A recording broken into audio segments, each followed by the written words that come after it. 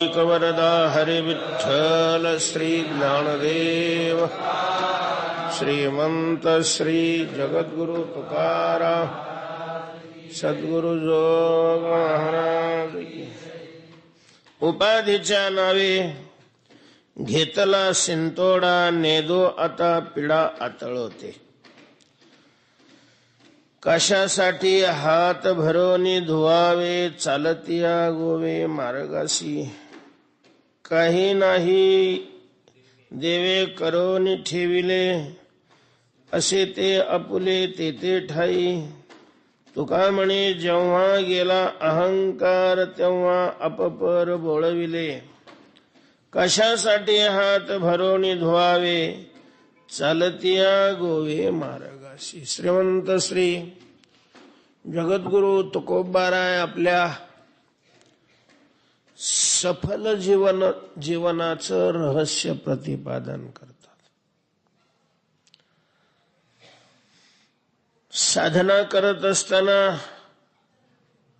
कोणत्या कोणत्या टप्प्यावरून आपण पुढे गेलो,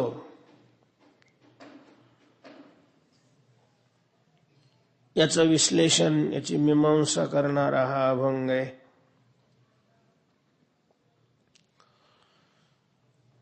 साध्य प्राप्ती करता साधनावर आरूढ होणारे बरेच असले तरी सगळेच साध्यापर्यंत पोहोचतात असं नाही.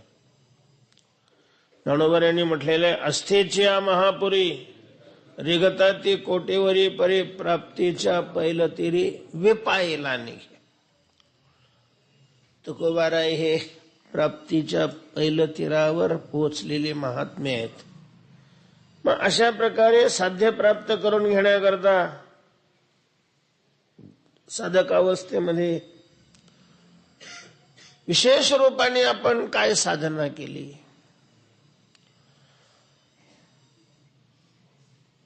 त्याचं संक्षिप्त रूपाने वर्णन तुकोबाराय या ठिकाणी करतात. या अभंगामध्ये तुकोबाराय म्हणतात की आम्ही उपाधीच्या नावे शिंतोडा घेतला.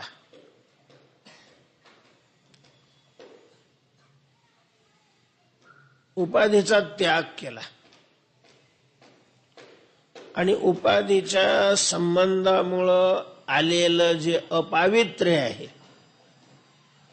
उपाधीच्या संसर्गामुळं झालेला जो विटाळ आहे, तो विटाळ जाण्याकरता शिंतोडा घेतला.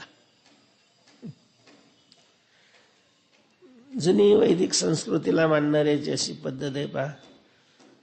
स्नान केल्यानंतर आपण धूत वस्त्र परिधान करतो, तर स्नान केल्यानंतर त्या वस्त्राला अगोदर थोडस पाणी शिंपडलं जातं, मग ते वस्त्र स्वीकारलं जातं. त्याला असं शिंतोडा टाकणं म्हणतात.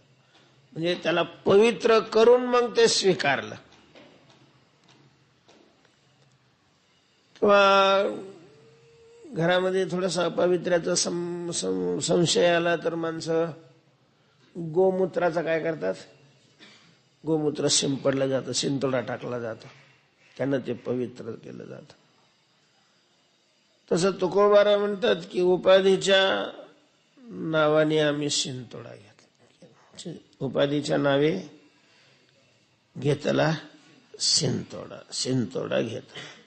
तर ही उपाधी काय आहे, आणि मग त्या उपाधीचा शिंतोडा घेतला. तो शिंतोडा कोणत्या स्वरूपामध्ये घेतला, का घेतला? उपाधी शब्दाचा अर्थ काय? उपाधी शब्द शास्त्रामध्येही अनेक अर्थांनी, व्यवहारामध्येही वेगवेगळ्या अर्थांनी अशा प्रकारचा वापरला जातो. व्यवहारामध्ये लचांडाला उपाधी म्हणतात. आपला संबंध नसला, आपल्याला नको असलं आणि ते जर मागे लागलं तर लोक म्हणतात काय आता हे उपाधी लागला बुवा आपल्या पाठीमागे, काही कारण नाही. कोणाचं भांडण झालं आणि त्यांनी भांडणामध्ये हे होते साक्षीदार म्हणून नाव घेतलं, आणि मग ते एकदा बोलवून नाही ना, थोडा वेळ झाला की आलाच फोन, अहो तुम्ही जरा या बरं स्टेशन मध्ये. काय तापाय झाला, काय उपाधी लागला आपल्या मागे. नसलेल्याचा संबंध होऊन दुःख होत असेल तर त्याला काय म्हटलं जातं? उपाधी म्हटलं जातं. शास्त्रामध्ये ते विशेषण आणि उपाधी असे दोन शब्द आलेले आहेत. आपणा सहवर्तमान, दुसऱ्याचं ज्ञान करून देणारा जो पदार्थ आहे त्याला विशेषण म्हणतात, आणि आपण वेगळं राहून दुसऱ्याचं ज्ञान करून देते तर त्याला उपाधी म्हटलं जातं. हेत्वाभासामध्ये उपाधी शब्द आलेला आहे.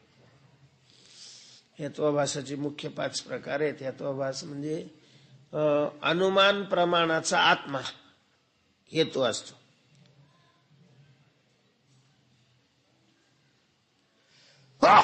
हेतूवरून साध्य सिद्ध केलं जातं. व्यवहारामध्ये अनुमानाला फारसं महत्व नाही.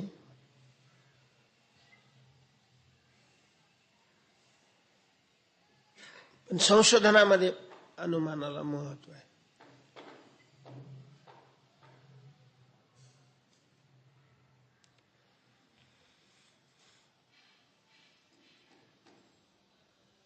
शास्त्रामध्ये अनुमानाला जास्त महत्व आहे. सिद्धांताचे जे ग्रंथ आहेत ना, अद्वैत सिद्धी असेल, खंडन खंडखाद्य असेल, विवरण असेल, भामती असेल, आणि मग त्याच तोडीचे इतर शास्त्रकाराचे जे ग्रंथ आहेत, तर त्यांच्यात जे चालतं ते सगळं कशावर चालतं? अनुमानावरच चालतं. त्यांचा सिद्धांत याने हनुमानाने खोडायचा, यांचा सिद्धांत त्याने अनुमानाने खोडायचा, अशा कुस्त्या चालतात त्या अनुमानावर. अनुमानच राहतात. अद्वैत सिद्धीमध्ये सगळे अनुमानच आहे. वाक्याला अनुमान आहे. तर त्या अनुमानामध्ये हेतू मुख्य असतो, आणि मग समोरच्याचा अनुमान खोडायचं तर त्या हेतूमध्ये दोष काढला जातो. तर त्या दोषामध्ये हा उपाधी आहे. सोपाधिक अशा प्रकारचा हेतू म्हटलं जातं. सोपाधिक हेतू सिद्ध केला की ते अनुमान व्यर्थ जातं. साध्य व्यापकत्वे सती साधना व्यापकत्व उपाधी. जो साध्याला व्यापून असून साधनाला अव्यापक असतो त्याला उपाधी म्हटलं जातं. नाही, उदाहरण दिलं जातं. नेहमी आपण धुरावरून अग्नीचं अनुमान करतो. अरे तिथं अग्नी आहे, कशावरून? धूर निघतोय म्हणून. जिथं जिथं धूर असतो तिथं तिथं काय असतो? अग्नी असतो. यथा महान असा धुरावरून अग्नीचं. पण एकानं अग्नीवरून धुराचं अनुमान केलं. त्याला कशाला तरी धूर औषधाला लागत होता. आता कुठं कोणाला कधी काय लागेल काही सांगता येत नाही. त्याला धूर लागत होता, धूरच मिळाला गेला. बरं, बिड्या वाढणारे कोणीच नव्हते. आता धूर कुठं मिळेल एखादा अग्नी राहते तिथं नक्की धूर असणार आहे. कशावरून? तिथं अग्नी आहे म्हणून यत्र यत्र अग्नी तत्र तत्र धूमः. अशा प्रकारची व्याप्ती करून जर अनुमान केलं तर ते अनुमान साध्याची सिद्धी करून देऊ शकत नाही. कारण त्या ठिकाणी आर्द्रेंदन संयोग हा काय आहे? उपाधी आहे. उपाधी लावलेला आहे. कठीण आहे त्या प्रक्रिया. तर उपाधी शब्दाचे असे वेगवेगळे अर्थ आहेत.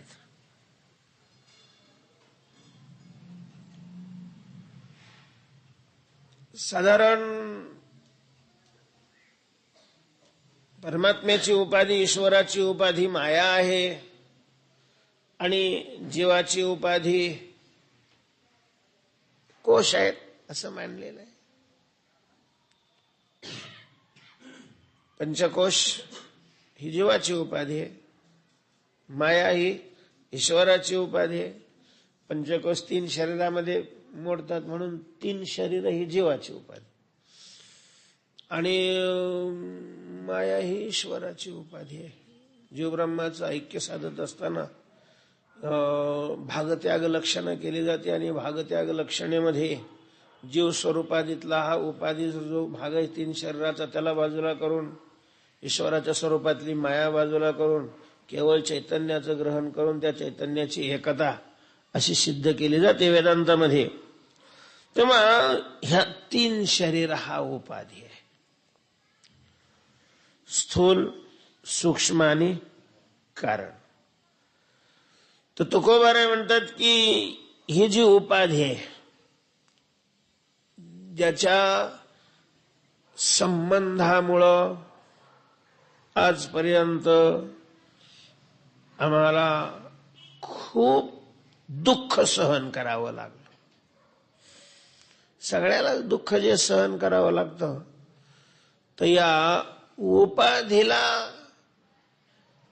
घेतल्यामुळं, स्वीकारल्यामुळंच, उपाधीच्या संबंधामुळंच. कोणता संबंध आहे या उपाधीचा? तादात्म्य संबंध आहे. शरीराचा आत्म्याशी जो संबंध आहे तो कोणता संबंध आहे? तादात्म्य संबंध आहे. तादात्म्य म्हणजे काय? तद आत्मा. आत्मा म्हणजे स्वरूप. ते आपलं स्वरूप आहे अशा प्रकारचं मानणं, याला काय म्हटलं जातं? तादात्म्य संबंध.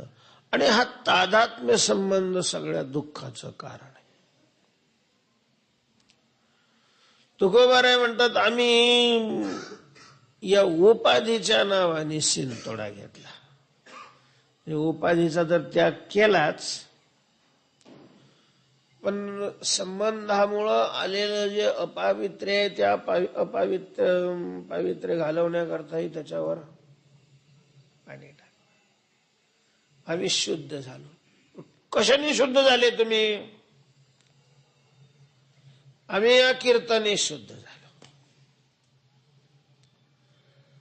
संसाराच्या अंगी अवघीच व्यसने. तुकोबारायांनी उपाधीला या ठिकाणी संसार म्हटलेला आहे. तर या संसाराच्या संबंधामध्ये सगळे दुःखच दुःख आहे, संकटच संकट आहेत. आम्ही तो संबंधच तोडला, उपाधीचा संबंध तोडला. तुकोबाराय तुम्ही उपाधीचा संबंध तोडला, कीर्तनाने तोडला असं म्हणतात. आता उपाधीचा संबंध आता तुटलेला आहे तुमचा. तुकोबाराय हो, आता काही संबंध नाही उपाधीचा. आता तुम्ही तर दिसत समोर, तुम्ही उपाधीचा संबंध तोडला म्हणता. ते कशाने म्हणता? उपाधीनेच म्हणता ना. तुकोबाराय म्हणतात काय त्याच्यात अडचण काय? आम्ही संबंध तोडला म्हणतोय, उपाधी नष्ट केली असं नाही म्हणत, उपाधी मेली असं नाही म्हणत. उपाधीचा संबंध काय झालेला आहे? तुटलेला आहे. काय असतं? 2 वस्तूचा संबंध 2 वस्तू नष्ट झाल्यानंतरही संपतो. त्याच्यातली एक वस्तू नष्ट झाली तरी संपतो, आणि दोन्ही नष्ट नाही झाल्या तरी संपतो. संबंध संपण्याकरता दोन्ही वस्तू नष्टच व्हाव्या लागतात असं काही नाहीये. घटस्फोट शब्दाचा अर्थ काय? घटस्फोट म्हणजे तेच गाडा फोडणंच आहे. पण जिवंत असताना गाडा फोडणं त्याचं नाव घटस्फोट. दोघंही जिवंत असतात पण काय राहिलेला नाही? संबंध राहिलेला नाही. तसं तुकोबाराय म्हणतात उपाधी आहे, कारण उपाधीचा संबंध प्रारब्धाशी आहे. जोपर्यंत प्रारब्ध आहे तोपर्यंत उपाधी राहणार आहे. आम्ही तर अविनाशीच आहे. आम्ही कुठं जातही नाही आणि येतही नाही. नाही जात कुठे येत फिरवणीया अवघेची वायावी न बोल. आणि तुमची नजर उपाधीची आहे, त्याच्यामुळे तुम्हाला उपाधी दिसते. आम्ही उपाधीचा संबंध तोडलाय असं म्हणतो. विशेष असतो महाराज महात्म्यांचा. सामान्य संसारिक बद्ध माणसं उपाधी संपली तरी उपाधीचा संबंध संपत नाहीत, सोडित नाही. कावळा शिवीत नाही महाराज. मग ते यानं जाऊन पाया पडावं, त्यानं जाऊन पाया पडावं, काहीतरी म्हणावं, अमकं म्हणावं. मग त्याची वासना जिथं गुंतलेली असते ते कोणी बोललं की मग कावळा काय करतो, स्पर्श करतो. याचा अर्थ काय आहे? याचा अर्थ शरीर जळालंय पण त्याची वासना जळालेली नाही, त्यांनी त्याच्याशी वासना. म्हणून तर ते त्र्यंबकेश्वरवाल्याचं एवढं फावतंय. नागबलीने हे कोसला बळी करायचं त्याचं कारण काय? कुठेतरी त्याच्या वासना गुंतलेल्या असतात. महात्मे शरीर असतानाच शरीराचा संबंध तोडतात, आणि ज्यांनी शरीराचाच संबंध सोडलेला आहे त्याचा शरीर संबंधीशी संबंध काय राहण्याचं कारण आहे? शरीर आहे म्हणून संबंधी आहेत. शरीराचा संबंध नाही तर मग शरीर बाकीच्याचा संबंध असण्याचं काही कारण नाही. आणि हे कशाने आम्ही केलं तर कीर्तन. तुकोबाराय म्हणतात मी तर कीर्तनाशिवाय दुसरी साधना केलीच नाही. आपल्याला ती योगन यागन तपन बी अरे बाप, आपल्या बापाची टाप नाही. कोण आमची योग तपे करू बापे जाणावी. कोणी काहीतरी केले आचरणे मज या कीर्तने विन नाही. तर कीर्तनाने उपाधीच्या नावाने शिंतोडा घेतला, उपाधीचा संबंध तोडला. उपाधीहून अलग अशा प्रकारचं झालं, वेगळं झालो आम्ही आमच्या स्वरूपात. उपाधी मी ते मी, तू ते तू, कुकुड हे लाडशी. मी आहे, तू आहे. गीतेमध्ये ज्ञानोबरांनी या श्लोकावर खूप सुंदर विवेचन केलेलं आहे. क्षेत्र क्षेत्रज्ञयोरेव मंतरम ज्ञानचक्षुषा भूत प्रकृती मोक्षांच ये विदुर यांती ते पर. तर क्षेत्र क्षेत्रज्ञयो एवं, क्षेत्र आणि क्षेत्रज्ञ यांच्यातलं जे अंतर आहे, यांच्यातला जो वेगळेपणा आहे, यांचा जो असंबंध आहे, हा ज्यांनी ज्ञानरूपी नेत्रांनी पाहिलेला आहे. तुकोबारांनी साधना कीर्तनाची केली आणि कीर्तनाच्या साधनेनं उपाधीचा संबंध तोडून टाकला. उपाधीच्या नावाने शिंतोडा अशा प्रकारचं घेतलं, स्वतःला शुद्ध केलं. आणि तुकोबाराय सांगतात की आता नेदू पिढा आतळवते. त्याला त्या उपाधीशी संबंध झाल्यानंतर दुःख भोगावं लागतं. ते दुःख आता आम्ही भोगणार नाही का? त्याचा संबंधच नाही करणार. संबंध नाही केला की दुःखाचा संबंध येत नाही. संबंध उपाधीचा संबंध आला की मग आध्यात्मिक दुःख असेल, अधिभौतिक दुःख असेल, वा अधिदैविक दुःख असेल, तापाचं दुःख असेल, शोकाचं दुःख असेल, जगात जेवढ्याही प्रकारची दुःख आहेत या सगळ्या दुःखाला मूळ उपाधीचा संबंध आहे. रवी तरी सहजे सुख दुःख तैची सेविजे देह जळी होई जे मासोळी. अर्थात तेवढी साधना केली तुकोबाराने, तेवढी साधना केली आणि उपाधीपासून वेगळे झाले. उपाधीचा संबंध संपवला, तुटला. हे बोलणं सोपं आहे पण प्रत्यक्षामध्ये स्थूलदेह, सूक्ष्मदेह, कारणदेह प्राधान्यत्वाने स्थूलदेह आणि सूक्ष्मदेह यांचा आणि आपला किती जुना पुराणा संबंध आहे महाराज. इतकं ते बेमालूम एकमेकात मिसळलेलं आहे की ते वेगळं आहे अशा प्रकारची कल्पना सुद्धा करवत नाही.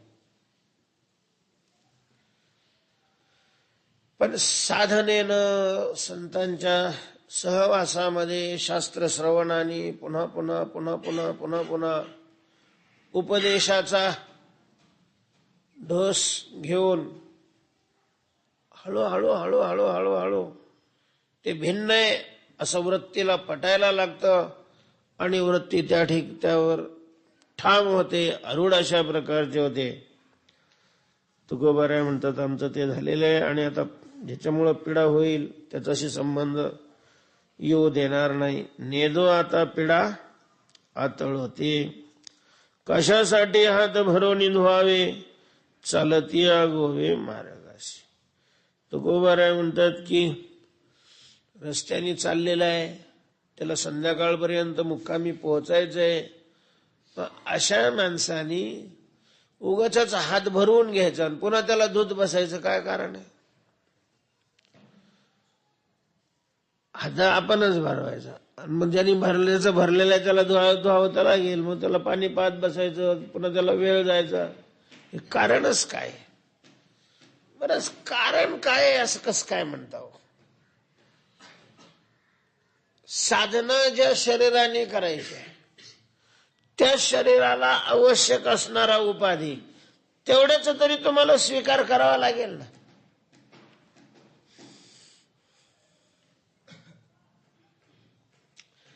असं वाढत जातं महाराज. म्हणजे भाऊ एक गोष्ट सांगायची. महात्मा होता जंगलामध्ये, मस्त आपली एक छप्पर करून राहत. काहीच नाही अंगावर, फक्त लंगोटी. लंगोट नाही, लंगोटी. लंगोट वेगळा. लंगोटी म्हणजे 2-3 इंचाची पट्टी फक्त. कमराला बांधायला एक चिरगुटाची पट्टी आणि उभी एक चिरगुटाची पट्टी, लंगोटी. एवढंच, तेवढाच उपाधी, बाकी काहीच संबंध नाही. काही भाविक लोक यायचे, काही घेऊन यायचे फळं वगैरे. झाडाला फळं असायची, त्याच्यावर गुजराण चालायचे. कुठं कसलाच संपर्क नाही काही. आपण त्याच्यात छट्या वाळू घातल्या की ते छट्या साले उंदर घेऊन जायला लागले. तिथे ते उंदर झाले, ते उंदर उगाच बर मकरच राहते, ते काय खाते असं बी नाही, नुसतं कोरतडून टाकायचे. आता काय करायचं? लोक यायचे तर त्यांनी ती अशी तर परेशान झाले. बरं रोजच दुसरीकडे कुठंतरी फडकत आहे बघायचं, त्यांनी ते कसं तरी हुडकून आणायचं, त्याला लंगोटीसारखं करायचं आणि ते वाळू घातलं की ते उंदराने काम करायचं. मग लोकांनी उपाय मांजर एक आणून ठेवा, म्हणजे मांजर आणून दिली माणसाने. आता मांजर आणली, मांजर आल्याबरोबर तिच्या वासानेच मग उंदर झाली गायब. म्हणजे छाटीचा ताण नाही राहिला, पण ते मांजराला दूध लागत, ते सारखं रात्रभर आरडायचं. याच्या ध्यानात चिंतनात अडचणी यायला लागली, मांजर आरडायला लागलं. लोकांना ते मांजर आणलं पण ते मांजर आरडते. मग ते म्हणते त्याला दूध पाहिजे. आता रोज आणून कोण दूध देणार? मग एकाने गायच आणून पाणी. आता गाय बांधली तर तिला चरायला जागा मग एकाने शेत दिला. म्हणजे छाटी करता उंदरा करता ते मांजर आली, मांजरी करता गाय आली, गायी करता मग शेत आलं. आता शेतात याने काही पिकवायचं वगैरे नाही, फक्त गाय चरायची. आता तुम्ही पिकवा का गायला चरा, सारा तर भरावाच लागतो ना. तो 10-5 वर्षाचा सारा टाटला, ह्याला काही माहिती नाही सारा भरायचा. एकदम सारा आला. सारा म्हणजे नोटीसच आली. ते नोटीस आली तरी यांनी काही त्याच्याकडे लक्ष दिलं नाही. बस मग पकडून नेलं आणि सारा भरला नाही म्हणून मग दंड. एवढा मोठा दगड दिला त्याच्या डोक्यावरून, तो दगड घेऊन जायचा. म्हणलं पण हा दगड आपल्या डोक्यावर का बसला? सारा भरला नाही. सारा जमीन कशा करता? गायी करता. गाय कशा करता? उंदरा करता. मांजरा करता. मांजर कशा करता? उंदरा करता. उंदराचा लंगोटी. त्यांनी त्या साहेबाच्याकडे ती लंगोटच फेकून दिली आणि ते दगड. तुकोबाराय म्हणतात की चालत्याना रस्त्याला विनाकारण या उपाधीचा संबंध ठेवायचा आणि मग वेळ द्यावा लागतो. उपाधीला वेळ तर द्यावा लागतो. मग वेळ दिला की साधनेला वेळ कमी पडतो.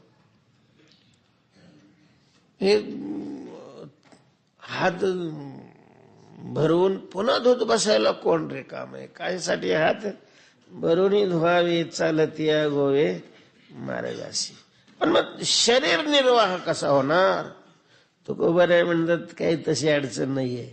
हे शरीर आपण निर्माण केलेलं आहे का? नाही. मग ज्यांनी शरीर निर्माण केलेलं आहे त्यांनी शरीराचं खाद्य निर्माण केलेलंच आहे ना. काय नाही देवे करुणी ठेविले. देवे काय करुणी ठेविले नाही. असे ते आपुले ते ठाई, ते ठाई जे असे ते आपले. जीवन असह्य झालं, माणसाला जगणं कठीण झालं, नकोसं वाटू लागलं, माणसं मरणाला कवटाळायला लागली. ही जी भयंकर परिस्थिती दिसते ही आपल्या फाजीलपणामुळे आहे.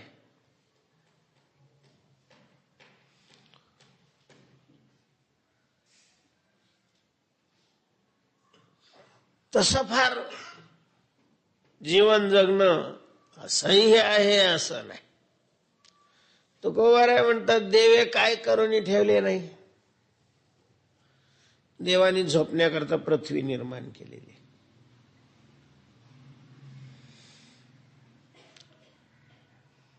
कुठेही रोडच्या कडाला झोपलं तर त्याला कोणी टॅक्स मागत नाही.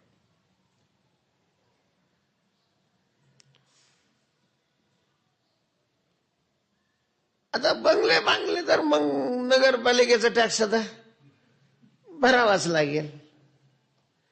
घाटावर झोपणारला काही ताण आहे.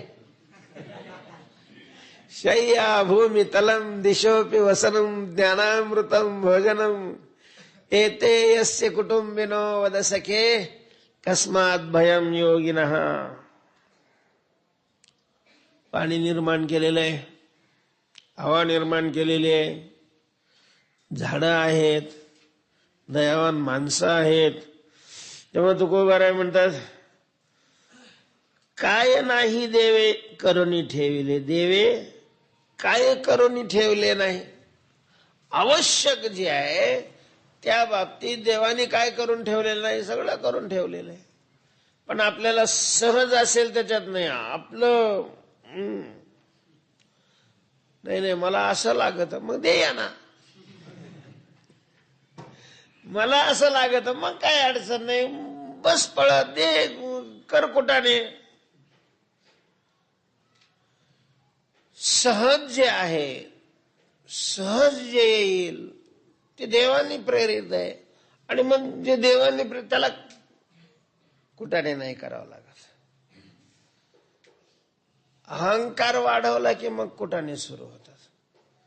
तुकोबा राय म्हणतात काय नाही देवे करून ठेवले. काय देवाने करून ठेवलेलं नाही, करून ठेवलेलं आहे.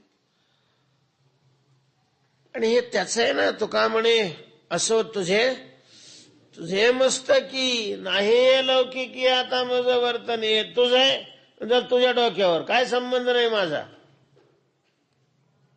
आम्ही नाही शरीर निर्माण केलेलं, त्याने निर्माण केलेलं आहे. त्याने निर्माण केलेलं तर पाहिल तो. ही जबाबदारी त्याच्यावर आहे. मग आपण कसं काय घेतो म्हणून तो सोडून देतो असं आहे ना. तो म्हणतो आपण म्हणलं का नाही आता आपल्याला हे करायला पाहिजे ना, हे आपले कर्तव्य आहे. देव म्हणतो बरोबर आहे चला करून टाका, करत राहा. ज्या वेळेला सोडून देतो त्यावेळेला बरोबर अशा प्रकारचं तो काय करतो, सगळी सोय करतो. काय नाही देवे करून ठेवले. मला सगळ्या जगाची काळजी तो करतोय. जग तुकोबा यांच्या काळामध्ये दुष्काळ पडलेला आपण नेहमी ऐकतो. महाराष्ट्रामध्ये शिवाजीराजे होते. दुष्काळ पडल्यानंतर लोकांना जगवणं काहीतरी करून ही राजाची जबाबदारी असते. आणि मग पुन्हा दुष्काळ पडणार नाही अशी कामं, दुष्काळ पडला तरी तेवढा त्रास होणार नाही अशा प्रकारच्या व्यवस्था केल्या जातात. मोठ्या धरणाचं काम सुरू केलं होतं. मग ते कामाचा मोबदला म्हणून धान्य द्यायचं, लोकांना जगवायचं. हे लोक कामावर तिथं राजे स्वतः जातीनं कामावर हजर होते. कसं काम होतं. अरे स्वातंत्र्य मिळाल्यानंतर पण कामाची जी गुणवत्ता आहे ती खूपच घसरली. खूपच म्हणजे खूपच घसरली.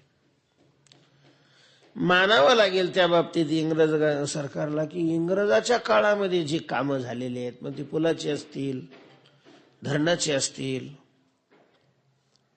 इमारतीची असतील, 100 वर्ष होऊन गेली तरी अजून ती कामं तशीच्या तशीच आहेत. आणि रस्ता पुरा बी होत नाही, पुढं चालू असतं तर मागचं सगळं खराब होऊन जात. पुढं रस्त्याचं अजून कामच चालू आहे पुढं. तर इतका बोगसपणा वाढला, राष्ट्रनिष्ठा नष्ट झाली लोकांच्या अंतःकरणात. आपला देश आहे हा भावच राहिला नाही, संकोचित वृत्त्या झाल्या. आता जिथं खुर्चीवर बसलेल्यालाच आपलं महाराष्ट्र वाटत नाही, तर मग बाकीच्याला वाटेल त्याच्यात वाटणार नाही, त्याच्यात काय विशेष आहे. वरमईत सिंधळ.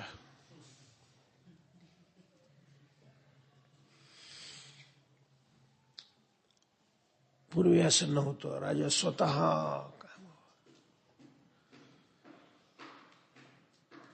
आणि रामदास स्वामी भेटायला आले राजांना. कामावरच आले होते ते.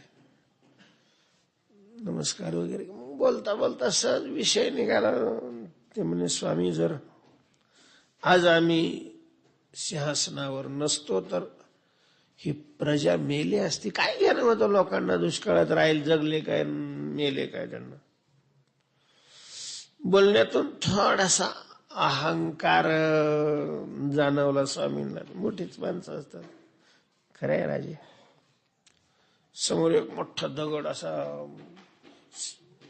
स्फोटातून बाहेर निघाला होता. फोडला नव्हता तो. फोडायला जरा जड गेल्यामुळं त्यांनी कामगारांनी विचार केला, राहू दे नंतर फोडू बा, पहिले दुसरं काम करू. स्वामींनी सांगितलं, शिवबा हा दगड फोडायचं सांग. एक बंद दगड होता. राजाने सांगितलं कामगारला हा फोडा. मग त्यांनी छाण्या वगैरे लावल्या आणि तो फोडला. तो खळ दिवशी त्याचे 2 तुकडे झाले. 2 विभागामध्ये तो विभागला. आश्चर्य आहे की आत मधोमध त्याच्या पोकळी. जमिनीत तो 30 फुटावरून खालून वर निघालेला. मधोमध पोकळी. आणि त्या पोकळीमध्ये एक बेडकाचं कुटुंब. पाणी आणि त्याच्यात बेडकांना लागणारा चारा त्या याच्यामध्ये पोकळीमध्ये. मग पाठ पडली स्वामींनी. राजांची राजे. राजा असावा तर तुमच्यासारखा. माणसाची तर कोणीही सोय करल. पण दगडात बसलेला जो बेडूक आहे त्याच्याकरता सुद्धा तुम्ही पाणी आणि चाऱ्याची काय केलेली आहे, व्यवस्था केलेली आहे. मोठ्या माणसाला फार सांगावं लागतं असं नाही. पुन्हा दंडवत घातले. म्हटले करणारा तो आहे. पाषाणाचे पोटी बैसला दरदूर, तयामुखी चार कोण घाली. काय नाही देवे करुणी ठेवले. देवाने काय करून ठेवलेलं नाही. जे जसं जिथं आहे ते सगळं आपल्या अशा प्रकारची मांडण्याची वृत्ती आपली असावी लागते. असे ते आपुले ते ठाई, ते ठाई असे ते आपले. त्या ठिकाणी असेल ते आपलं अशा प्रकार समजावं. तो का म्हणे, जेव्हा गेला अहंकार. पण मग तसं वाटण्याकरता पहिल्यांदा अहंकार जावा लागतो. हा अहंकार महाराज माणसाला नाचवतो.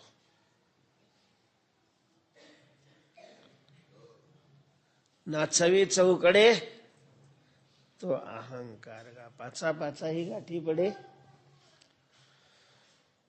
ते तर नाचवी चौकडे अहंकार गा. अहंकार नाचवतो. हा अहंकार गेला की मी गेला. आणि मी गेला की तो गेला. मग मी जोपर्यंत आहे तोपर्यंत तू आहे. मग हा आपला, हा परका, हे चांगलं, हे वाईट, हे अमक, ते तमक, मग पुण्य, मग पाप, आणि मग पाप पुण्याचं फल अनुकूल आणि प्रतिकूल ही सगळी दिंडीच राहते. मग विचार भेदज्ञान, तर भेदज्ञान म्हणजेच अहंकार. कारण मी आला की मग तू आला, आणि मी आणि तू हाच काय आहे, भेद. अशा प्रकारचं त्याला स्वस्वरूपाचं अज्ञान कारण आहे. तर तुकोबाराय म्हणतात, आम्ही कीर्तनाची साधना केली आणि कीर्तनाच्या साधनेनं कीर्तन चांग होय अंग हरिरूप, भगवत स्वरूप आम्ही झालो. अहंकार गेला. चिंतनाच्या प्रभावाने देव प्रसन्न होतो, आणि देव प्रसन्न झाला की भक्ताला अंतकरणात प्रगट होऊन स्वस्वरूपाचं ज्ञान करून देतो. तेषां सततयुक्तानां भजतां प्रीतिपूर्वकं ददामि बुद्धियोगं तं येन मामुपयांति ते.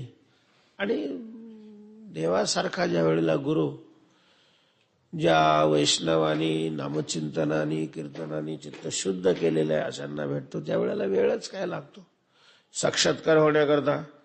आणि साक्षात्कार झाल्यामुळं अहंकार जातो. अहंकार गेला, अपपर गेलं, आणि अपपर गेलं की मग उपाधीत असला तरी पद्मपत्र निवांबसा, सत्यवादी करी संसार सकळ, अलिप्त कमळ जळी जैसे, त्याप्रमाणे उपाधीचा संबंध तुटून जातो. अशा काशासाठी हात भरोनी धुवावे, चालतिया गोवे मार्गासी. आपली ही चिंतनाची धारा तणोबाऱ्यांनी 2 महिने पूर्ण करून घेतली. आता उद्यापासून रोज कीर्तन आहे, तिथं आहे तोपर्यंत. आणि नंतर आम्ही जोग महाराजांच्या फिरत्या सप्ताहाला बार्शी तालुक्यात जाणार आहेत 24 तारखेला. 23 तारखेपर्यंत रोज कार्यक्रम आहेत. उद्या माऊलीच्या मंदिरामध्ये 10 ते 12 कीर्तन आहे. परवा 5 ते 7 चरोली रस्त्याला कीर्तन आहे. आणि तेरवापासून वडगाव रोडला देशमुख बाबांच्या धर्मशाळेमध्ये रोज 6 ते 8 कीर्तनाची सेवा. पुंडलिक वरदा हरी विठ्ठल श्री ज्ञानदेव.